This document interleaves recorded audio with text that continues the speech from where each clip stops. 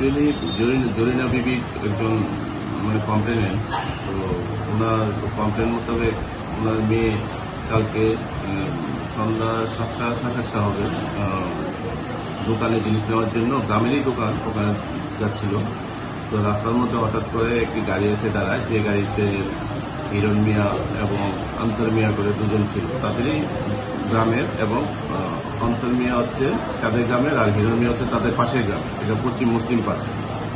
তো অন্তর মিয়াকে মেয়েটা চিনে, তো অন্তর মিয়া ওকে বললো যে ঠিক আছে তুমি গাড়ির কাছে যাও। তো গাড়ির কাছে যাওয়ার পরে ওরা ওকে গাড়িতে তুলে লিচু বাগানের দিকে নিয়ে যায়। ওখানে গিয়ে ওখানে হিরণ মিয়া ওকে লিচু বাগানে একটা নির্জন জায়গায় ওকে ধর্ষণ করে। তো এরপরে ওখানকার গ্রামের যে লোকজন ছিল ওদের হইচই শুনে ওখানে এসে মেয়েটাকে পায়। তখন ওরা